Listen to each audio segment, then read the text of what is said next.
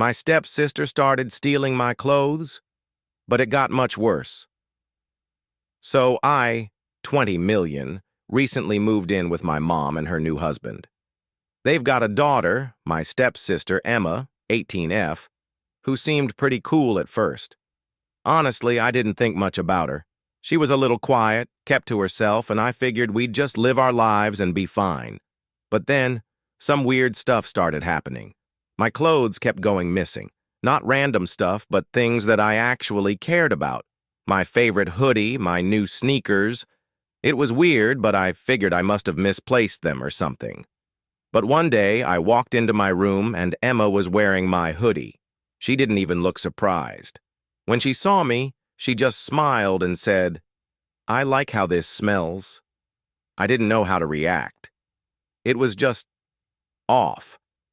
I didn't say anything at first. I tried to brush it off, but it kept happening. One night, I went to bed, and when I woke up, I found my underwear missing. I figured I must have left them in the laundry or something, but when I checked, they were nowhere to be found. The next day, I walked into the living room to see Emma, sitting there in my underwear.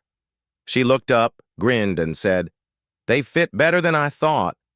I felt completely violated, but when I told my mom, she just said I was overreacting. "She's your sister. She's probably just being weird." That's when it started getting really uncomfortable. One night I was hanging out in my room and Emma came in without knocking. She locked the door behind her and sat on my bed. "I think you should stop hiding from me," she said, smiling like she knew something I didn't. I told her to leave, but she didn't. She started getting closer, and that's when I realized how far this had gone. I pushed her away and told her I was done with this. I didn't even know what she wanted anymore, but I wasn't sticking around to find out. I went straight to my mom, told her everything. She still didn't believe me, but this time, Emma took things a step further. I walked into the living room to find Emma wearing my favorite jacket, sitting there, as if it was nothing. That's when my mom finally saw it. The look in my eyes, the way I was shaking. They called it in, and Emma ended up being sent to a mental health facility.